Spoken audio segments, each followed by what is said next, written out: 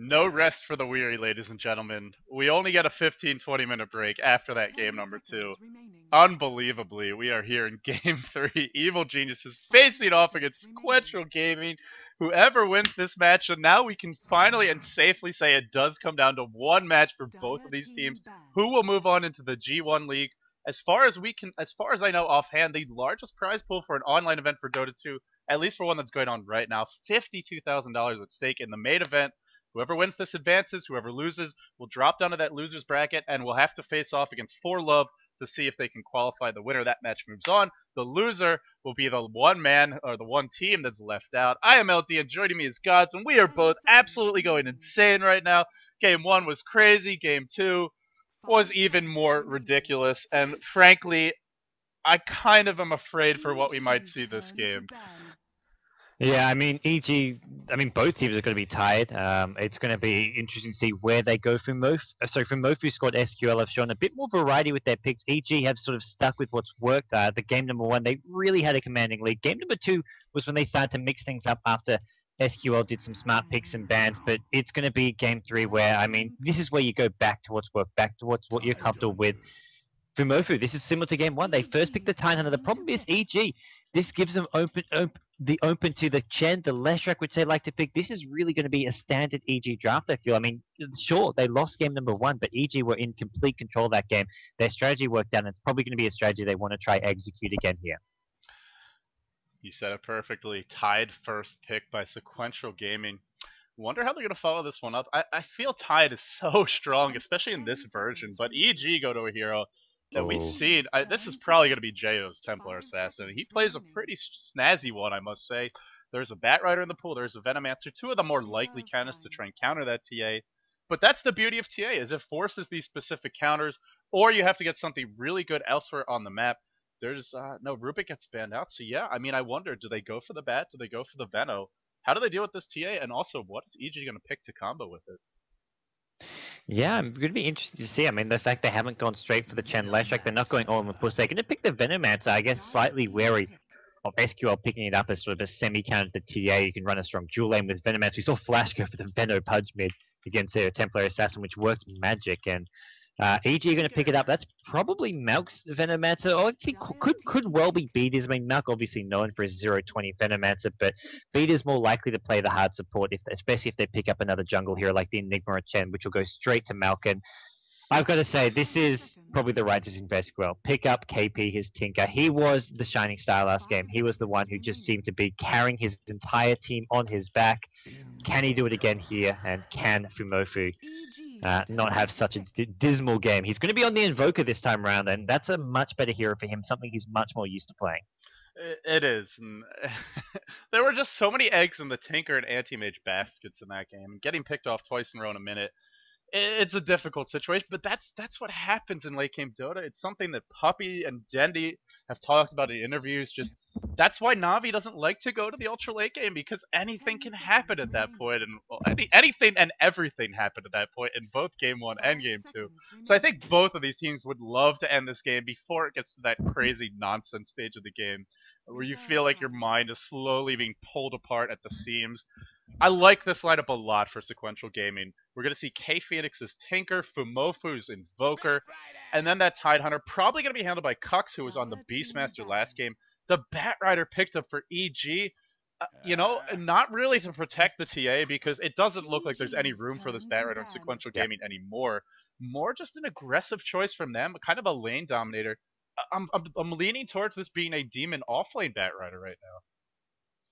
Yeah, I'd say so as well. And I think for SqL here, I think the key thing is I don't think they want to run Tidehunter as the Suicide solo. I mean, I just don't think there's enough carry potential in Tinker and Invoker. They can't really shut down Templar Assassin in the mid game with these heroes. They need another source of damage. So I think they've got to run Tidehunter maybe as a support hero, and then pick up something within the long lane which can have some damage, like a Broodmother, the Bounty Hunter, something. Kux played a fantastic Brood the other day in their round 1 match, so maybe they go for the Brood again for Kux. Maybe they pick him a Bounty Hunter. I don't think Invoker and Tinker is enough. I mean, TA is just going to wreak havoc. Bat Rider's there to sort of help pick off the Tinker once he gets the Blink Dagger off. You can get those pick-offs on him. And yeah, I just don't know if running tight in that suicide lane's an option. I mean, where else are you going to get damage from? You're going to pick up another support, maybe a jungle hero like Enigma who can offer a bit of damage in team fight. But yeah, Invoker Tinker not going to be enough. I agree. You know, the one thing I'll say is in that mid game though, EG, as strong as their pick-off potential is, and a bit of lack of damage from Sequential Gaming, EG has a similar lack of team fight potential. Melk's signature heroes are all in the pool. You know, it should be mentioned Batrider can be played as a jungler. It's not outside the realm of possibility that Melk could play it. Jungle Batrider farms really quickly. You know, you can give him a little bit of farm and levels in the lane, and then even as early as level 2 or 3, go into the jungle, get your Blink Dagger, or at least all your other basic items up by the 7-8 minute mark, and be level 6 or 7. He's really powerful as a jungling hero. The one thing though is when you run that jungler, obviously not contributing to your lanes, and not he's so strong in the lane. In some ways, it's kind of a waste to put him there, but he is a viable jungler if they want to run it that way. Melk signature heroes though are available. The Chen, the Enigma, both in the pool at the moment, and I wonder if Sequential Game will think about banning those out. They go for the DK. A little bit worried about that initiation. It's something that EG could really use right now, sort of that frontline tanker as well as a reliable spammable stun. Yeah, I mean it's something which they're going to need. I mean the DK, the hero that they used back in game one, being banned out, and it's where else will you go with that? Maybe we're going to see something completely different coming out of them. I mean, every game, CK being banned out first by Fumofu, who's really sort of nailed what EG want to do. They love those aggressive CK dual lanes with the jungle hero, whether it's Malx Enigma, Malx Chen.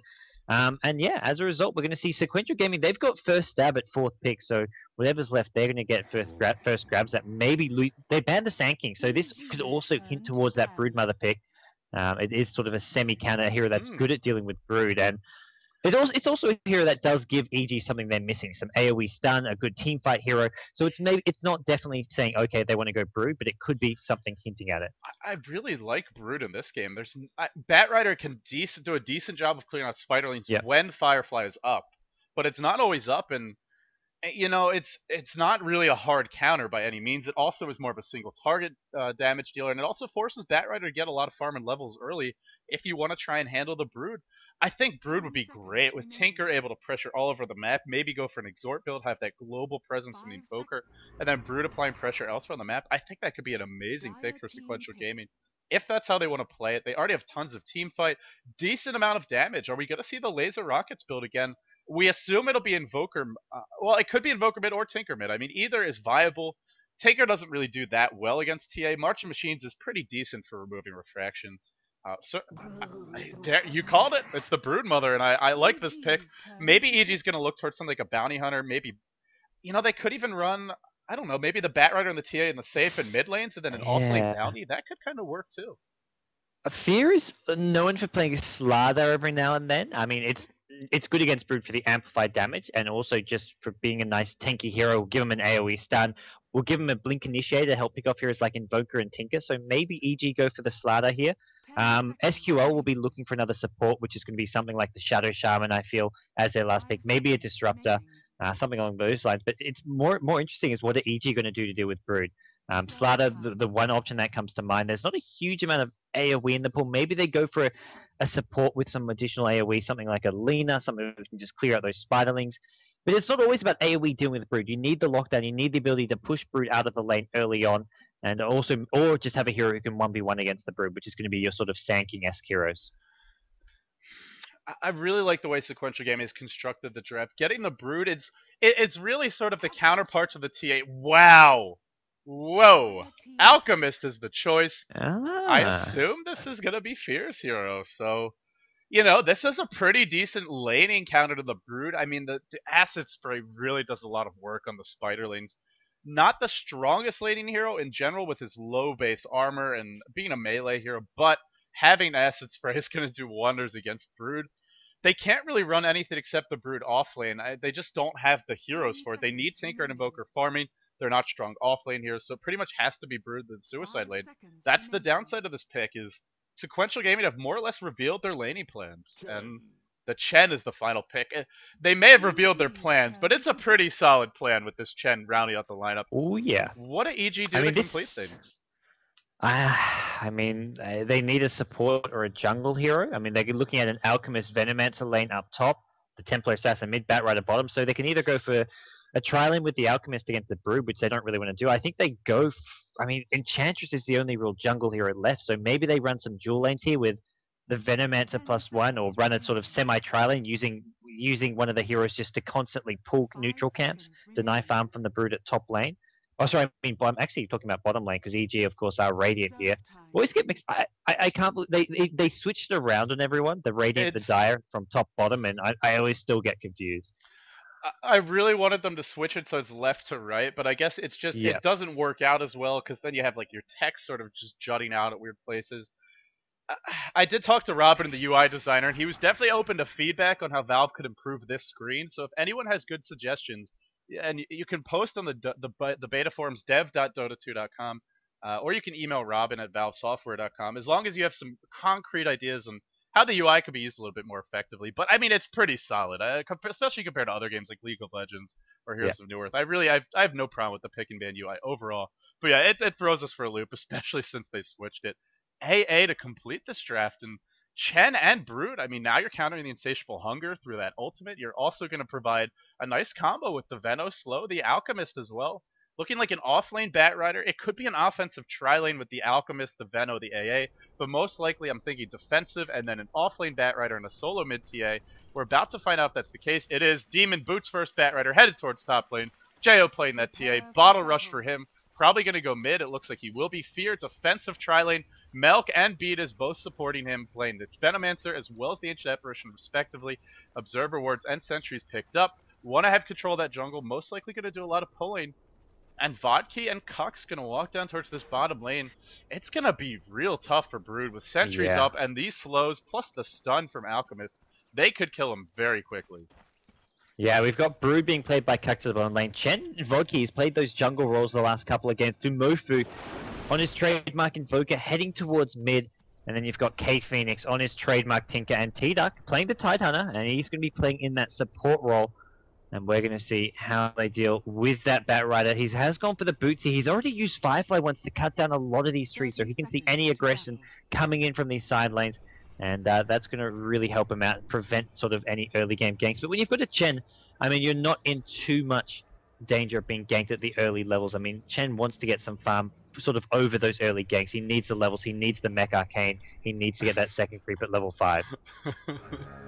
It looks like it's an EMP Tornado build for Fumofu. I expected maybe the Exhort to combo with the Tinker, but between March and EMP Tornado, it's much better anti-push as far as just removing out that mana pool. There aren't really many likely candidates for early Arcane boots. Batrider normally doesn't rush them. Tranquil boots has been the choice for most players. And then offlane not going to be farming that well.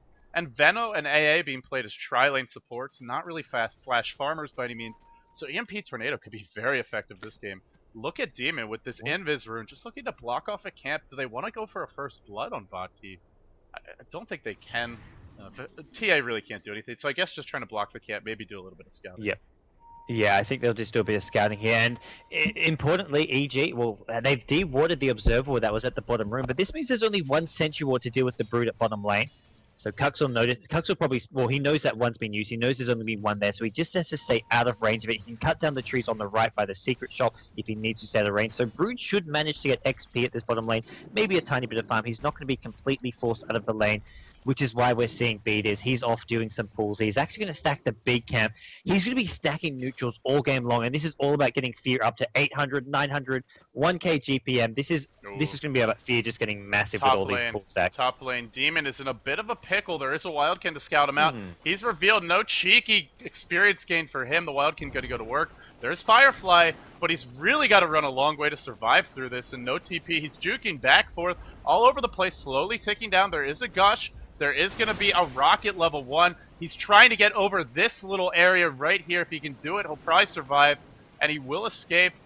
And just barely going to touch down on the safe side. If they had a couple more levels, I think they can kill him off. But this early, better to just farm and get experience. Batrider, not an easy kill for this lineup.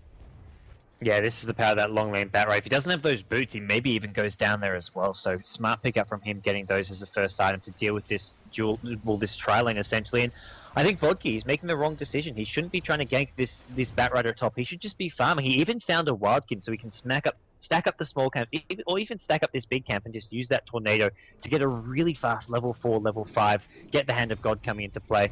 But he looks to be prioritizing ganking. He forgoes the Wildkin, picks up a Centaur, he's got a smoke, so maybe going to go try get a smoke gank off on one of these other lanes. Yeah, for the moment, pretty passive. Mid lane, Tinker, or sorry, 11 and 4, Tinker leading the way. Jo getting a lot of farm mid. The big weakness of Wex Invoker is that he just doesn't have the damage to compete for last hits with TA. Look at him, 44 plus 9. Meanwhile, Jason, almost 107. It's virtually impossible to last hit against TA. And you can't harass either because you don't have damage over time. Even setting the wild commit, just throwing that tornado onto the TA can be effective to slow her down. Sure, it hurts Chen's farm a bit, but he could do some pulling on this dire side and trying to help the mid lane out that way. So mid lane going very well for TA. Off lane, not a whole lot for Demon, but he is level 2, getting close to level 3. Doesn't really have to dominate the lane. Bottom lane, Cuck's being shut down. So I would say right now, 2 lanes being pretty decently won by EG. Free farm for Fear. And the Chen is not exactly having a breakout start by any means. Yeah, Chen's wasting a bit of time here, and all 3 lanes for EG are kind of working as well as they could. Demon's pulled the weight back to his tower. He's going to get some XP, some farm here. And, I mean, yeah, bottom lane. Cuck's, I mean, sure, he's got these levels here, but Fear has just been free farming away. He's going to pick up his Ring of Health, I believe. Not going to go for some super fast, ridiculous Radiance time, but he wants the Vanguard, or at least the Ring of Health, to give him some heals against this harass. Smoke up, and Vodka does have Dust, but it's already a level 4 TA. I don't know if they can really get this kill. Boots up on JL. This is going to be very difficult. They're going for it though, and Dust immediately popped. Yeah, this is going to be a kill. No, he pops another refract, so he had like basically 2 refracts to deal with that. Tornado misses, and I mean the timing of that gank. I mean it was as good as you'd get. The problem was TA had the second refract up. He had refract up when Invoker started, and then he recasts it mid gank as well. So, I mean he gets out of there with, and like you say, that's not a gank that's going to work, and this is a lot of wasted time and gold for Vodka. First a failed gank at top, a failed gank at mid, smoke and a dust as well, a very early dust being picked up. He's level 3 at 4 minutes in. He could be level 4.5 or so if he just prioritized farming in the jungle. Right, that's what we saw Milk do last game, was just really focus on farming as that Enigma early on, not trying to go for too many ganks. Chen a little bit better at the early levels if you want to go for hero kills, but just so powerful in the mid game against EG as well. It's a team that needs to chase a lot, and that's where the heal can really come into play and help you out. As well as just having multiple creeps to provide those damage sources, dealing with the TA, as well as just harassing the other heroes down, slowing down the push. There's so many reasons to get that farming level and those levels up, and well, the smoke is going to come for EG. Let's see if they're any more successful. Invoker's got to back up right now, or I think he's probably going to go down. Are there traps yet for TA? Only level 5. Here they come, the backstab. The jig is up, tornado onto immediate ghost walk, but the sentry ward is here, and he will be revealed and brought down. First blood claimed by EG. That's going to give Jo level 6 in a jiffy. Level 3 for the HF Russian. Level 4 for the Venomancer. A huge kill to pick up, and Fear at this point, he doesn't really need help. He can lane against this Brood solo, having 2 points in Acid Spray and having that early Ring of Health. Yeah, he's just fine here, and the solo. And Brood's been sort of just playing very cautiously, knowing that those supports are nearby. It's one of those 1v1 matchups Fear wouldn't be winning as easily if it wasn't for the fact that Brood is just forced to play so cautiously. And now AA just going to keep on stacking those neutral camps, probably for Fear. Malk's going to come back in. He's brought more sentry wards. May decide to pop one down this time. Fear does have 1 point in that stun, so if Brood does overextend, they can go for some kills here.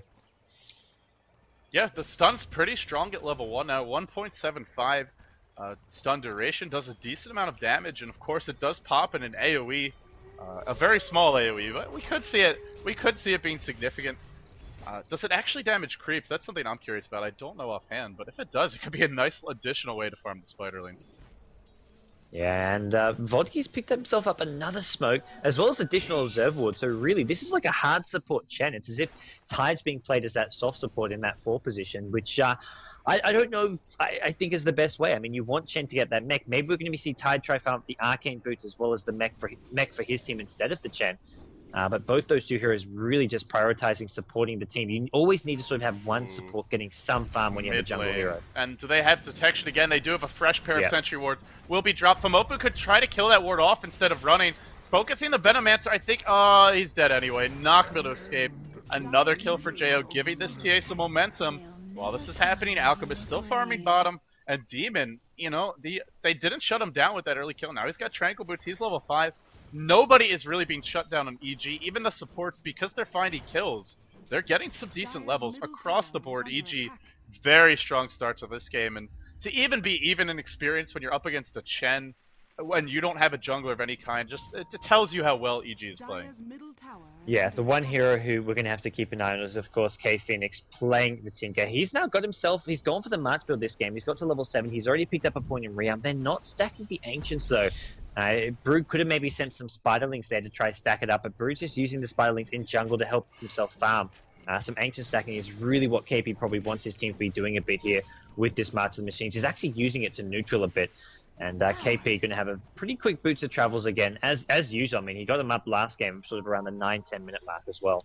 Another smoke, this time coming out from Sequential Gaming. Just constant smokes. Batrider's still not going to be an easy kill, but they do have the double troll trap. This should be enough, and they will bring him down. They desperately need to get on the board, get something going their way. Slowing down Demon, that's a nice start. There's still Fear to worry about, though, and he's not even farming that well, but Alchemist doesn't need to have an outrageous creep score. 5 CS per minute, nothing to sneeze at. 5 out of 8, doing quite well. Famofu being driven way back and running up and down the hill. Now the tornado comes out. I think he should be okay here because the Gale is going to miss. Even if it had hit, I'm not sure they can really afford to dive that. Chen not level 6, so maybe they could have. Pretty important that he dodges that Gale, I guess, in the air. Still pushing this bottom lane, trading blows with Kux. Kux is now starting to get on the board. And it looks like they're going to pressure top, look to bring down this tier 1. This should get K-Phoenix's boots of travel pretty quickly. And it's important to note, this game he is going March first, and I feel that's going to help them out a lot at controlling the map. TP and Geo's come top. He's got the refract up. He's got traps down. This is going to be the death of Chen. Demon taking so much damage though. Demon about 20 HP somehow survives, and Geo is not done. His Templar Assassin doing so much damage. The send back from Chen on the tide though keeps him alive, but still a big defend from EG. They're going to get the tower tonight as well. Geo picked himself up 1 kill. Unlucky to not get 2 there. That could have gone worse for SqL, but a really smart decision from Geo. And he's almost got a Blink Dagger. This TA has more last hits than the Alchemist right now. It's going to change very quickly, but TA by Geo is just so far controlling this game for EG.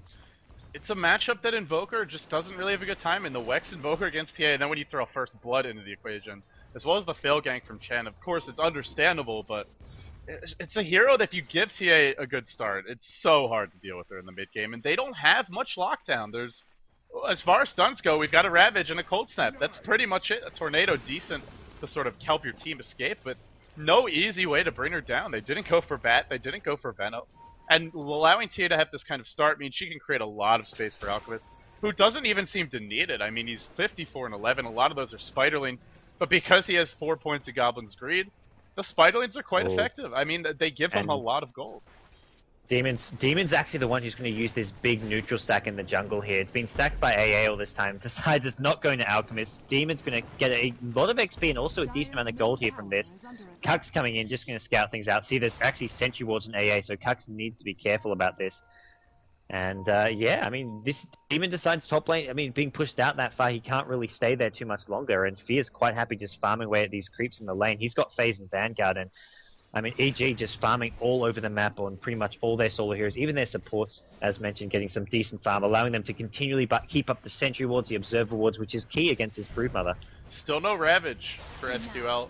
Tidehunter getting close, he's level 5, but it's starting to look like a very late Ravage, and when you get a later Ravage, the damage of it normally is not insignificant. Demon really diving, and then backing off, and then TP now. Just typical Demon, playing perhaps more aggressively than he should, but just sort of zoning heroes back, letting them know that he's there, that they can't forget about him.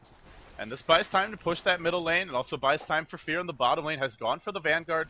Normally, after the Vanguard and the FaZe boots, we're just going to see the Relic picked up, and really, there are other options with that incredibly low base attack time that Alchemist has. You can go straight for things, something like a Maelstrom, you know, and just, charging up the stun. They want to go onto Kux, so they have vision for him. They have a Sentry Ward, dropping it, and then the Cold Feet and the Ancient Apparition ult splashing through. Kux might die, just not enough damage. I think he'll barely live here.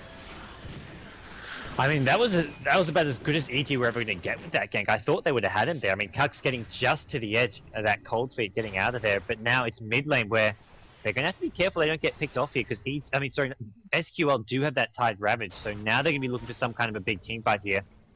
They're pinging on the map. They want to go somewhere. And Demon as well, coming back towards the mid lane. Nowhere near his Blink Dagger. He has gone for a bottle, Tranquil Boots, Other smaller items with a magic stick as well up. He's got a smoke though, so maybe going to try find a gank at this mid lane and try follow it up with a tier 1 tower push. This is where Tinker really starts to become a nuisance. Right as you want to push, he has the March maxed, he has Boots of Travel, instantly pressuring top, then rotating over towards mid, and the push is over. Not only that, but they're going to have to defend top, and as soon as they go to defend top, maybe the push comes in mid, AA ult flies through, will not hit anything. Rocket's doing some decent damage onto Milk, Jo blocks it with Refraction, and now the haste from pop. Will Jo look to fight into the Marching Machines? That's the one, it's not really damage over time per se, but that is the one spell that can kind of mess up his Refraction, which I wasn't mentioning earlier, so good to keep that in mind. Well, for the moment, very defensive posture from SqL, and I don't know if they can afford this. It's giving Alchemist so much space to farm on the bottom lane.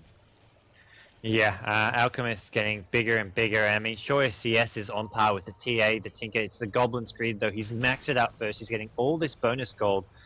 He actually buys up a Soul Ring, so getting a few smaller items. I mean, Magic Stick, Soul Ring, Phase Boots, all these things are going to slow down that eventual Radiance, which, I mean, you have to assume that he will be going for. But with all the potential gold he can get, I mean, neutral stacks and just Spiderlings, which is, he's getting a few every now and then. I mean, Fear looking in a great position to carry this game, and no one really putting any pressure onto him. Ooh, AA ult is going to connect on two. Here's the trap drop, and Demon waiting in the wing, smoked up. He did pop that to try and get a kill. Now he's going to go for the Firefly, just scouting things out from afar. Being spotted. He is spotted. He's been pinged, so I assume he's been spotted, so... Either that, or they do have a ward up towards this bird, so I believe they actually might have seen him smoke, even depending on where he used it. Either way, he's just going to go farm instead, so no Firefly being used just yet. I think just farm your Blink Dagger, honestly. I don't really feel they need to be forcing fights right now. E.g., because they have this TA with such a good start, diving towers is just not something SqL can afford to do.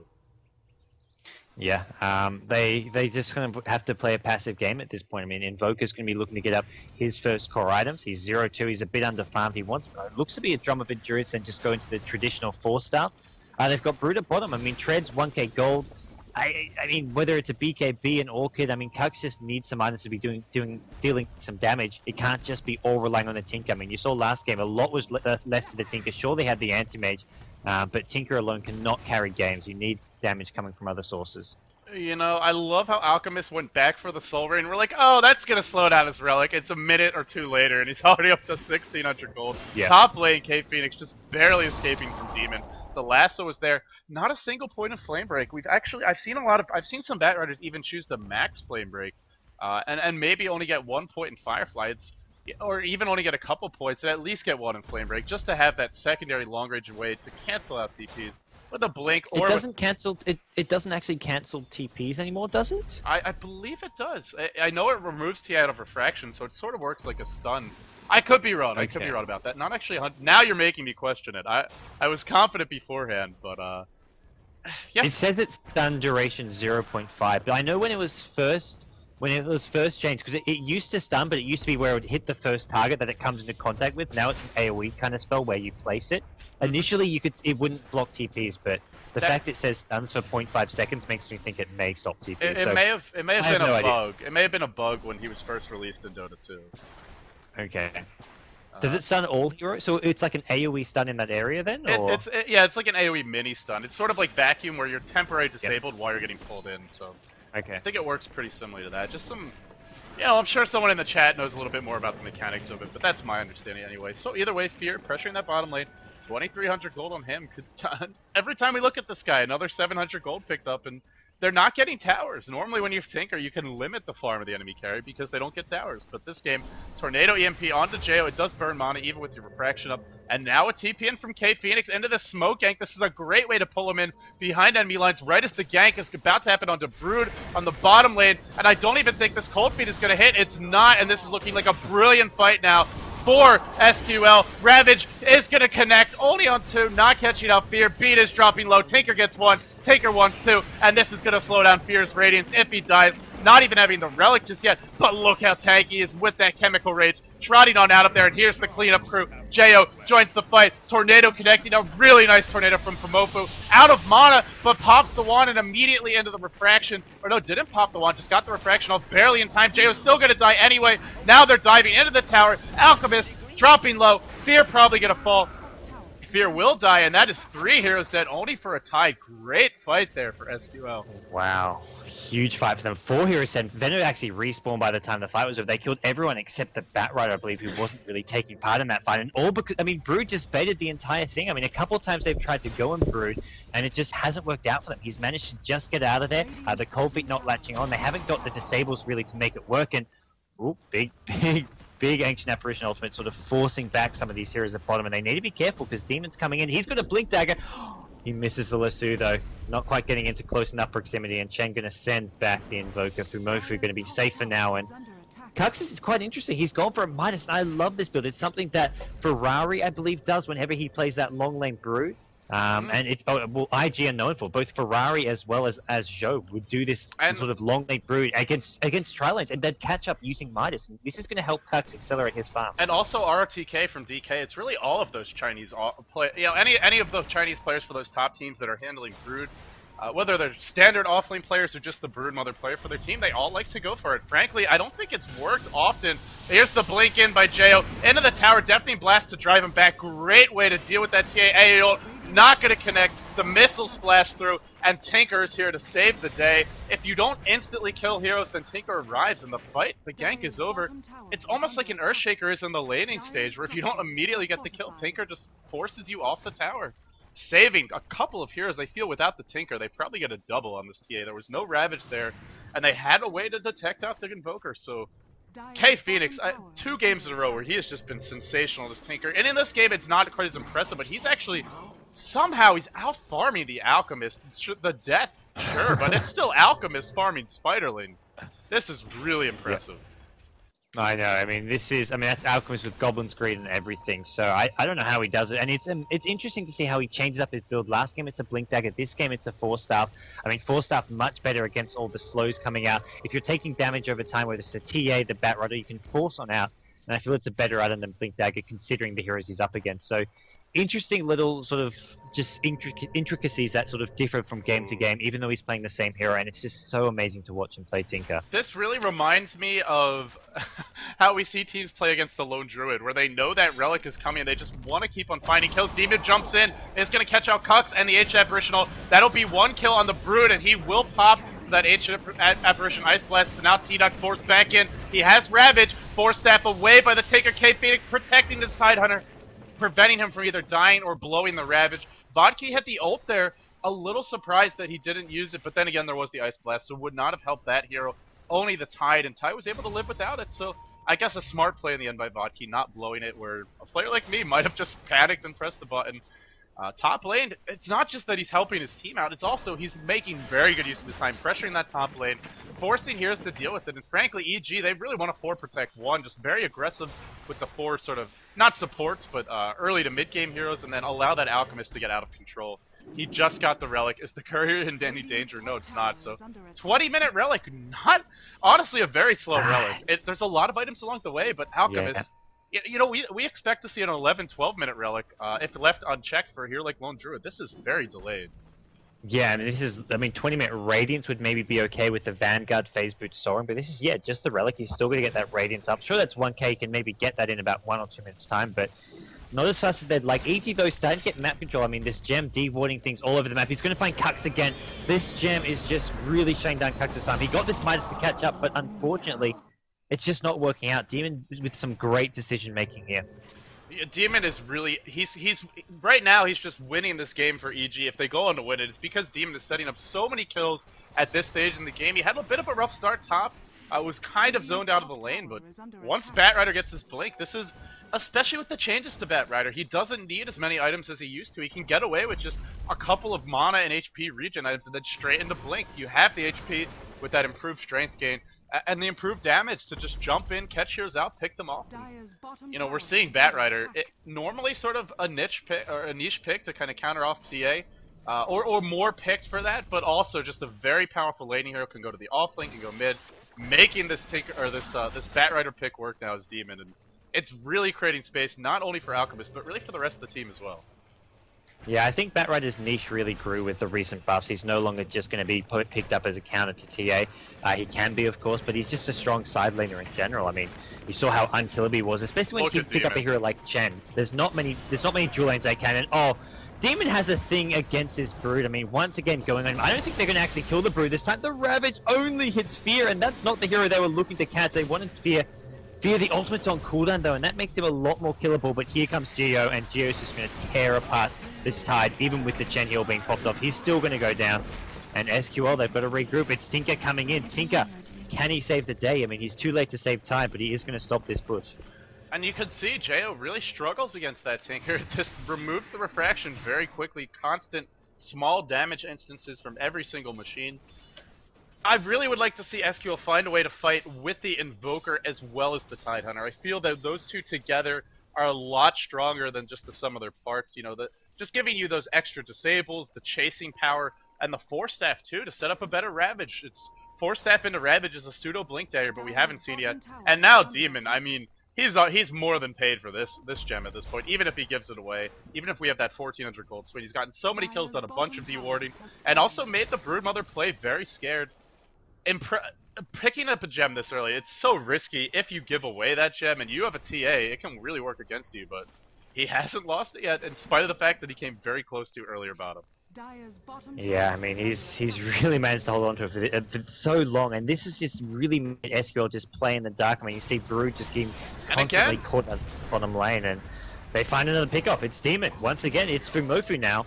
Last few times it's been Cuxed, and I mean, Fumofu just a bit out of position, trying to hold on to this mid tower. Tinker teases a TP to the mid lane, but he cannot go in there. That'll be instantly spell his death. And I mean, EG really in a fairly controlling position of this game. I mean, they're ahead.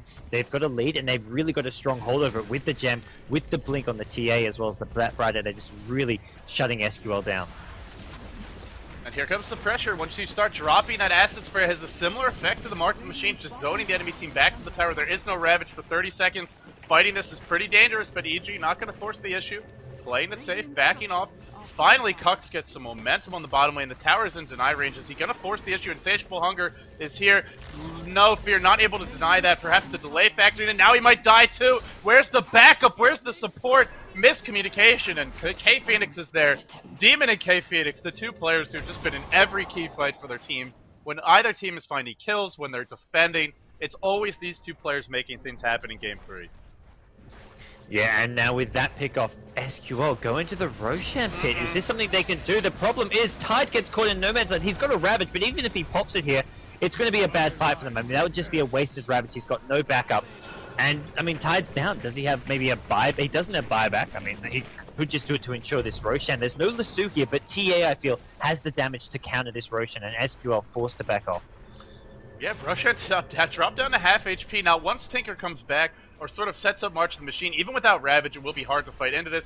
Force Staff forward onto a Troll of all things, and Milk is netted and instantly brought down. The AA ult is going to connect with quite a few heroes. The debuff, at least, if not the damage, beat is tanking up that March. Now the Brood focusing on him, doing some good damage. Test of Fate to clean him up. And in the end, 5 heroes alive, the heal gets popped, and they head directly into the pit. They have Ravage. Demon, you know he wants to steal this. You know Jaya wants to as well. The trap's being detonated left, right, and center just to try and prevent this Roshan. Fumofu gets a bit caught out. How is he so separated from his team? In comes the TP from Tinker, rejoining the fight, and Jayo, they've caught up Fumofu. They will bring him down quickly. No buyback for him. Jayo gets trapped as well. Cux chasing. Jayo wants to live. Jayo's taking some damage, but giving as good as he gets, and actually going to kill the Brood and survive. Fear and Jayo, the Bash Brothers going to work, and T-Duck is going to be brought down by a meld. Double kill for Fear. It looked so damn good for SqL. The K-Phoenix will clean up one. Wants to get Jayo, but Jayo may turn this one around yet. Gem on the floor. Can they bring down Jayo? Not able to do so. The creep's going to work. And the mech from Milk, the big bailout. It could be another kill for Jayo. Disaster for SqL. Wow. Some great individual play there. Winning EG the fight. I mean, it was looking bad for them, but then Tinker KP just showed up, started some cleanup action, and well, Jayo destroys the gem. I think Demon will be a bit upset about that. He probably wanted to keep his hands on it, but Jayo was like, "Oh crap, I'm an Indus hero. There's a gem on the ground. Your instinct is to kill it as fast as possible." Demon maybe just going to opt to buy a new one here as soon as possible once it's on cooldown. I think it's already on cooldown. He did buy that a long time ago, but restock in 2 minutes actually. So a couple minutes where EG won't have a gem. But that fight, I mean, that was a big ravage, but the problem was Brood was already dead once it got casted, and they just didn't have enough damage with just the Tinker still alive. Just incredible. You know, look at the farm on Fear. He's pretty much got himself harassed, and it's been, what, 5 minutes since he completed that Radiance? Disgusting ability of this Alchemist here to farm. And he had a very solid start bottom. He farmed well, 5 or 6 CS per minute. But if you're any other hero, it takes you at least another minute or two, if not more, to pick up that next item. And Alchemist is a hero, once you start getting the items, I mean, it's all about the snowball, sort of like a Battle Fury Anti-Mage, but this snowball, gains velocity a lot more quickly. It's at a point now where EG, it is definitely their game to lose. Now, this was the case in Game 1, and they found a way to lose that game. It should also be pointed out in the last fight, the Demon bought back, and that buyback did end up helping them in the end, but, I mean, really at this point, it's just so much space for this Alchemist. Fear is just, he's on an island, farming whatever he likes, wherever he chooses, and the AC is complete. 27 minutes in, AC, Vanguard, and the Radiance phase boot Soul Raid. Well, this is going to be getting harder and harder for SqL to sort of start defending and taking these team fights. I mean, so far they've been able to sort of stall using this Tinker spam, and Tinker's got up this sheep stick now, which he'll be able to use to pick off these heroes, also help deal with the TA. I mean, TA with a BKB still can be fought with this Tinker. I mean, Tinker, great because of the 4 stuff, you can help save teammates who TA goes on, you can wait till the BKB wears off. The next 5 or so minutes is going to be where it's really hard, because that's where the TA's BKB is going to be at its longest duration, though. So SqL need to be careful with the fights they pick and choose. Oh, Jaya with the Invis rune. You know he wants to go. There's a slight device from K Phoenix. Has managed to farm that up very early, but it doesn't help you when you get caught out like this. The tornado whipping from Famofu, and that's going to cost Tinker's life. I think he's dead there anyway, but maybe can at least turn the fight around a bit. Blink it. The BKB is here, and there's no way to deal with this BKB except to run to try and survive. Will it be enough? There's another meld in 1 second. That'll be the death of T-Duck. T-Duck drops as well. Mega kill for Jail, and they may just be able to barrel down onto the Rax. Now, Roshan is up, but I think you try and force a buyback out if Tinker has it, which he does not. Neither does the Tide. Well, they're going to play it safe. They're going to go for Roche, and this will be an easy Roche kill. Not only the Acid Spray, but also the Assault Cuirass. Some great minus armor for this team. Oh, and Meld as well. Yeah, this is a very, very easy Roshan. I mean, they've got so much minus armor, and that's something where Brood, the later this game goes, I mean, Brood, even with items, is going to be struggling to have much of an impact. I mean, the right-click damage coming from Fear as well as Templar Assassin is going to be pretty scary. And, I mean, Brood is just going to be squishy. I mean, all the minus armor, you don't really want to go BKB against all that. You need sort of maybe Evasion, a Manta style, something a bit different from a BKB. The Batrider Lasso as well is there, so BKB isn't the answer, which is why we see Brood going from Orchid. But after that, what damage, where do you go? I mean, I just don't feel Brood is too far behind to have much of an impact in this game. Yeah, and it goes back to the laning stage, shut down early, and then Alchemist being a pretty decent laning hero against her with the Acid Spray. Once that rate of health came online, Fear just had a comfortable position. I completely agree. Broodmother needs multiple items now. She's going for the Orchid, I would say a Manta style, and then one more item. Then she can start to be a contributor for this team. But by that time, Alchemist has maxed items.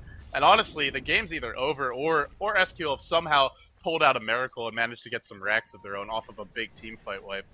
Good luck with that, because the Aegis is up on Jayo. Also a Desolator as well, even more minus armor for a team that already has so much. Bottom lane, there's a Sight Device on to GoDz, but can't even bring him down. Speaking of GoDz, Veil of Discord, a serious luxury item for this Ancient Apparition.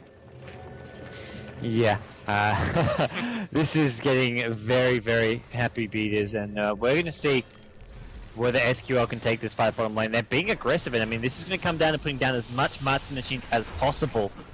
And, I mean, with Aegis up on Jayo as well as the Desolator, I mean, he can almost just go Ramboing in, look for a pick-off on any of these heroes. I mean, pops the BKB, that's a dead Chen, that's a dead Tidehunter, and that's exactly what he's going to do. There's your BKB. He's decided to go on the Invoker. The spill damage as well, just ripping through Invoker. Fumofu goes down, Kux goes down. He gets torn to pieces by Jayo. The Templar Assassin is not done.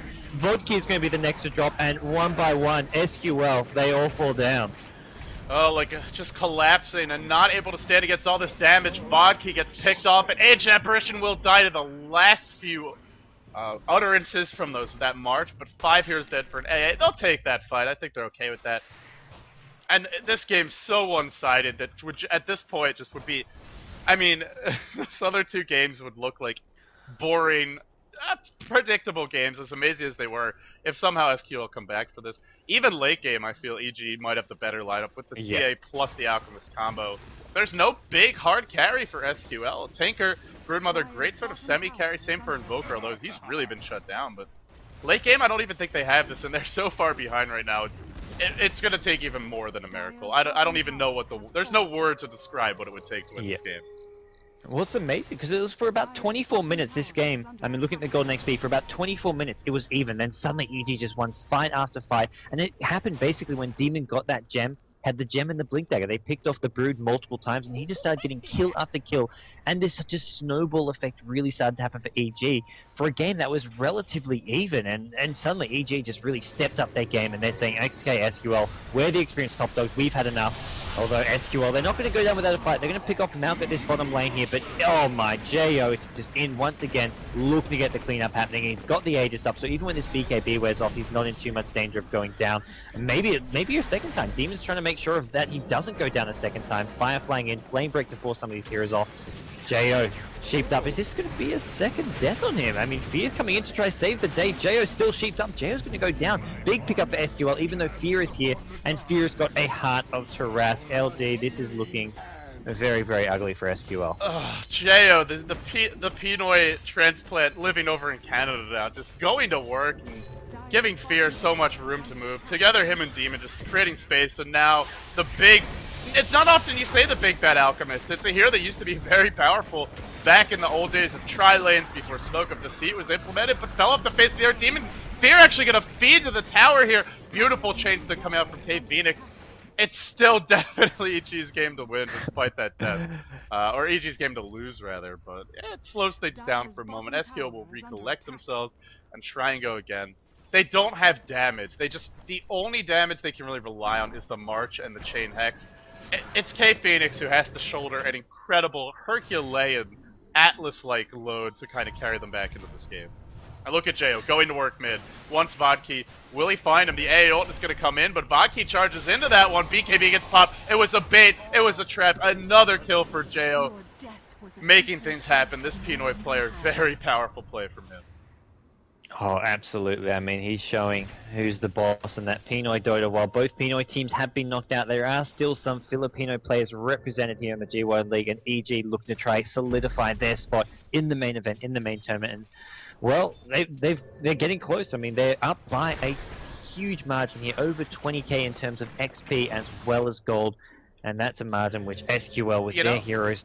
I mean, I just don't know if they've got what it takes. You know, the good news is Fear's almost out of inventory slots. he can replace the Vanguard. He could buy Boots of Travel and get one more item. So I guess he's not really out, but he's at least getting close to having sort of a max or semi-max inventory. That's the good news. I think that's the only good news right now for SqL. I don't know about that being... I'm about to say, I mean, when you word it like that, it's good news, but the bad news is that Alchemist is maxed out, I would say. Good news and bad news. Which seems to go hand in hand, yeah. Good news and bad news. He's got a full inventory. Glass half full, glass half empty. But EG just, I mean, they think they can just go straight down the mid lane. I really feel with Demon looking for a pick off here off the side, and P finds someone, turns into a 5v4, EG will get wrecked. Oh, absolutely. T-Duck charges in, but then forced back. Fear tanking the tower, taking some good damage. It's amazing how much March does, even against a hero with 21 armor and 3,700 HP, still taking significant harassment from that tower. The first Firefly sort of sideswipe attempt failed. He's going to back off. TA, just some illusions over near the Ancients. I guess they're going to hold off for the moment, as Demon will rotate bottom. He's now going for a Hex, which is a great item to pick up. Just getting that additional disable for a team. Kind of single target oriented. Hex will really help them lock down these kind of maneuverable, annoying heroes, the Invoker and the Tinker. Yeah, they need a Hex up for that, and this is going to be the way to go, as we do see EG. I mean, they're still sort of sieging enemy base. It's so hard to obviously push in against the Tinker spam. Tinker's building towards that Shiver's Guard now with a plate mail pickup. I mean, you need something to boost up your armor against this massive amount of negative armor. I mean, Desolated TA, the Meld, the Acid Spray, I mean, everything about this is just minus armor. The Assault Crest as well. I mean, this is ugly for these heroes when they get jumped on, as we're going to see. Tidehunter, he gets the TP out thanks to a Fumofu Tornado. Probably one of the few positive things that we're going to see a Fumofu do. But T-Duck, Uh-oh. T-Duck Man in Fountain. Well, we have our answer. It does indeed cancel TPs. It does have that mini stun, and K Phoenix will pay with his life. Not much you could do there. Let's actually add up that minus. Our -6 on the Desolator, -8 coming out from the Meld. That's -14. Then you look at Alchemist, another -5. That's -19, and then we throw Acid Spray on top of that. -25 armor, casually just going to reduce everyone on the Dire team well into the negatives. They don't have many heroes to build those armor items. I guess you have mech when you pop it, but that's it. I mean, that's really it. This team, it's overkill. They don't need -25 armor, but it'll do. I think it'll do in a pinch. Yeah, it will, and we're going to see the crit being built on JO now as well, and all SqL can do is just sit back, stall, and hope for the best. I mean, try to get that next on the bums up. Cuts, he picks up a Mithril Hammer, so it looks like he will go for the BKB regardless. I mean, there isn't a huge amount of disable. It's all just this burst physical damage, which isn't something all too common, but it's as a result of that minus armor you're talking about. And EG, I mean, they're just going to go for a bit of a split push now. They've got wards inside the SqL base. This Observer Ward on the high ground is really going to help to get them picked off with that Bat Rider. And there we go, Bat Rider Lasso jumps in, 4 stuffs out, Vodki gets picked off. Not the biggest pick off, but it's a pick off nonetheless. Oh, there's a Ravage. It's going to connect on a couple, but not catching Jo. Immediately goes on the T-Duck. Easy Meld kill. Now the chase continuing up onto the high ground. Meld continuing to give chase, and he will pay for this. Too far, the Ice Wall narrowly missing on that one is Famofu, forcing them back, but this is the split push. Fear just ignoring the fight. The easiest way to win against Tinker, well, try to not fight in one lane. Jo diving the fountain almost. Here we go. Once another. Once that triple. He'll find it. Triple kill for Jo and still alive. He might die to the March to K Phoenix. This is the endless barrage of spells. He's really pulling out all the stops here, but he can't deal with all of them. He can't stop Fear. He can't be everywhere. He is only one man, albeit a man with a lot of cool arms hanging off of his suit, albeit a man who has played a sensational Tinker in both of the games we've seen from him. But finally, at long last, SqL are going to give up. The GGs come out, and what a series this has been. Easily one of the best series I've seen in months. Yeah, this was a fantastic series. It was highly entertaining. I mean, whether it's because of some slightly unwelcoming service for EG, but regardless, what transpired was some of the craziest games we've seen. The game 3, I mean, a bit one-sided, but nonetheless, I mean, you can really see EG. I mean, they are the world-class team that they are, and they really just sort of worked SqL around. SqL, I mean, they put up a great fight in game number 1, game number 2, some amazing comebacks. And GG fluke. Oh, big cause. Maybe he's talking about their own win. Maybe their win was a fluke. Who knows? It's not directed at anyone, but hard to definitely say. Big. He was good spirited throughout the entire thing, so I remain positive. So definitely, guys, check out the EG guys. Follow them. They are some amazing players. I believe it's Fear Dota, Dota Demon, The Malk on Twitter, and then I think it's Geo is just Jo, I think, or he used to be called Jo. Jo Style on Twitter for him. Okay, and then Beaters Dota, I believe, is Beaters. So definitely check all those guys. I don't think the SqL guys have any social media to follow apart from their feed. Famofu might want to hold off on creating a Twitter, as he'll probably get an angry barrage of some hate mail. Oh, yeah. But yeah, if you want to support Sequential Gaming, well, they are no longer Sequential Gaming after the series. They will not be with that sponsor anymore, something Famofu just announced, but I'm sure the team will stick together in some form. Give them credit. They were so close, and EG, I think, just pulling ahead a little bit with that veteran experience and savvy, just waiting for the mistakes in Game 2 and capitalizing. But really, SqL, they were lucky to take Game 1, so that was kind of fluky. And then EG's win in Game 2, I would say, is equally fluky. This game, though, EG was just very solid and stable the whole way through. Well, and the good news is for SqL, they still have one last chance. So does the team who lost earlier today. For Love, who lost to Flash Esports, got completely steamrolled by Flash Esports. They're going to be playing up against Sequential Gaming. That match is tomorrow at 6 PM Singapore time. The final spot in the G-1 League. 9 of the 10 teams are now known, with EG as well as Flash winning 2 of those spots. Orange, MUFC, the 2 teams from Malaysia are invited. Natural 9 from Australia. And then you've got your Chinese teams, Tongfu, DK, Invictus Gaming, and LGD. Who's going to be the last team? I mean, SqL and For Love. I mean, this is a really tipsy-turvy matchup. SqL, I mean, you never really know what to expect. For Love, I mean, they're the team who is just slowly adapting. I mean, they really kind of grew as a team. You could see them against Dreams just getting better and better after every single game. So against SqL, I mean, I feel they're going to be looking even stronger, and that's going to be a really close matchup. It really is. And SQL, it's like a Doctor Jekyll and Mr. Hyde kind of thing. You just don't know which team is going to show up, whether they're going to be playing exceptionally well, just jumping out to a quick lead, or kind of just falling apart in the laning stage. It's the trials and tribulations of a new team. But guys, that will wrap it up for today's cast. We will be back tomorrow at 6 p.m. SGT, which is 18 SGT. Correct me if I'm wrong, gods. But 18 SGT, and we're going to have our final day of qualifier action for the G1 League. It's only one match. Whoever wins that match moves into the event, joining the ranks of EG and Flash Esports, who, by the way, I gotta say, looked just dominant today, and I'm really excited. I think more than any other team to see how they perform in this qualifier, just because they're so new and interesting to watch. So show them some support too. They put on some great games. If you missed those, you can check out the VODs for any of these matches. They will either be on youtube.com/GoDz or youtube.com/LDDota. Every match will be available for free on YouTube within the next day or so, probably even within the next few hours, as I am way too wired to sleep, and we'll be working on those right after this cast. If you want to get the access to the VODs immediately, you can always subscribe to the Twitch. $5 a month for that if you want to go the extra mile. But if not, free VODs coming your way soon. If you enjoyed our casting, it's Facebook and Twitter.com/GGNetGods for him. And then for me, it's Facebook and Twitter.com/LDDota. Thank you all so much for tuning in. This is only the qualifiers for the G1 League. We haven't even gotten into the money yet. That'll come a little bit later. $52,000 of total US dollars of total prizes is at stake. We'll find out who earns that a little bit down the road. Some big names, IG, LGD, a lot of these top teams from Asia will be competing there. And very interested to see how EG, Flash, as well as either a Sequential Gaming or For Love sort of stack up against them. But that wraps up for today's cast. My brain is completely fried. I'm sure the viewers and the players are as well. Thank you all for tuning in. It's been a good 12-hour casting spree. Like the game started 12 hours ago, I want to say, or we're meant to start 12 hours ago. Yeah, 11 hours ago, roughly.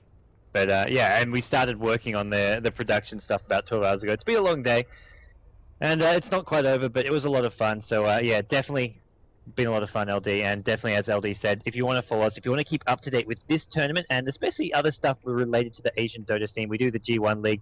We both do casting for other Asian Dota tournaments, the GEST, the GoDz Cups, and hopefully some more to come. So you definitely follow us on Facebook and Twitter is the best way to do so. Yeah, thanks again for tuning in, guys. That will wrap it up for today's cast. We'll leave the stream up for a little bit. If you want to show us some support, we're probably going to run some ads for a little while. If not, thank you all very much for tuning in. We will hopefully see you tomorrow at 18 SGT, where we'll see Sequential Gaming face off against For Love. There is one slot left for the G1 League. Who's going to claim it? We'll find out in 18 hours' time. In fact, a little bit less. So thanks for tuning in, guys. We'll see you then.